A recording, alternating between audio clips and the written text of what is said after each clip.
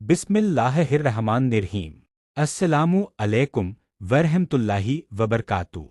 इस्लाम के इतिहास में ग़ज़वा उहद एक ऐसी घटना है जिसने मुसलमानों को सब्र, आज्ञापालन और ईमान की सच्ची परीक्षा का सबक दिया। यह जंग 3 हिजरी में मदीना के पास उहद पहाड़ के करीब हुई। इस जंग में मुसलमानों ने कई कठिन हालात का सामना किया, लेकिन इससे उन्हें बहुत बड़े सबक मिले। ग़ज़वा बद्र में हार के बाद मक्का के कुरैश बदला लेना चाहते थे। उन्होंने एक बड़ी सेना तैयार की और मदीना की तरफ बढ़े। जब यह खबर नबी मुहम्मद सल्लल्लाहु अलैहि वसल्लम को मिली तो आपने सहाबा से मशवरा किया। फैसला हुआ कि दुश्मनों का मुकाबला शहर के बाहर जाकर किया जाए।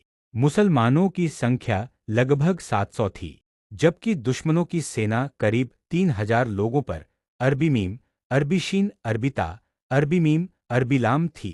इसके बावजूद मुसलमानों का हौसला मजबूत था। जंग शुरू होने से पहले नबी मुहम्मद सल्लल्लाहु अलैहि वसल्लम ने 50 तीरंदाजों को एक पहाड़ी पर तैनात किया और उनके सरदार अब्दुल्लाह इब्न जुबैर से साफ शब्दों में कहा, चाहे हम जीत जाएं या हार जाएं, तुम लोग अपनी जगह कभी मत छोड़ना। यह हुक्म बहुत अहम था, क्योंकि उस पहाड़ी की रक्षा करना पूरी सेना की सुरक्षा के लिए जरूरी था। जंग शुरू हुई और शुरुआत में मुसलमानों को बड़ी कामयाबी मिली। दुश्मन पीछे हटने लगे। यह देखकर पहाड़ी पर मौजूद कुछ तीरंदाजों ने सोचा कि जंग खत्म हो गई है और अब माल, गनीमत, जंग का सामान इकट्ठा करने का समय है। हालांकि उनके सरदार अब्दुल्लाह इब्न जुबैर उन्हें रोकते रहे और नबी सल्लल्लाहु अलैहि वसल्लम का हुक्म याद दिलाते रहे।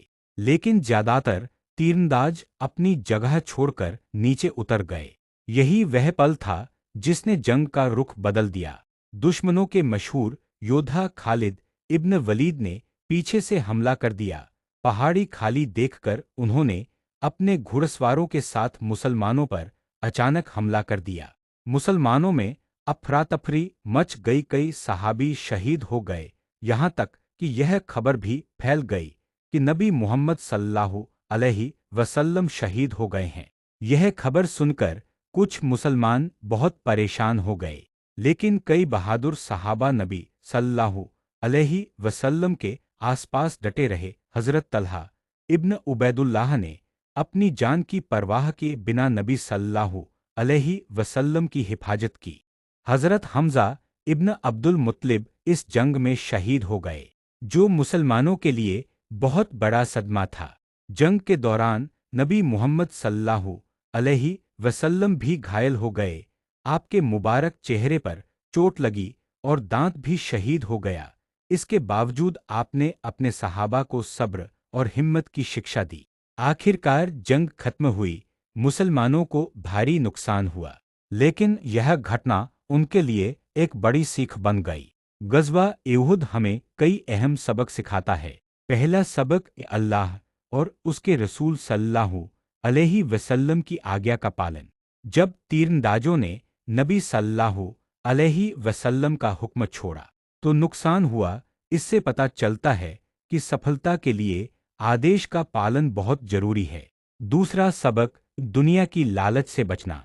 कुछ लोगों ने माल, गनीमत की चाह में अपनी जगह छोड़ी, जिसका परिणाम भारी नुकसान के रूप में सामने आया।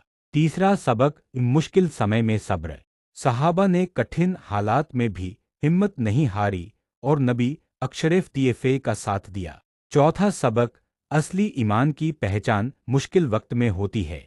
आसान समय में साथ देना आसान होता है, लेकिन कठिन समय में जो डटा रहे वही सच्चा मोमिन होता है। आज भी ग़ज़वा उहद की घटना हमें सिखाती है कि जिंदगी में छोटी सी गलती भी बड़ा नुकसान कर सकती है।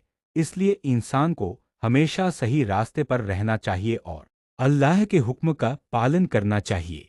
सबक, लेसन, हमें चाहिए कि हम हर हाल में सच और सही रास्ते पर चलें, लालच से बचें और मुश्किल समय में सब्र करें। अगर इंसान अल्लाह पर भरोसा रखे और उसकी बात माने तो आखिरकार वही कामयाब होता है।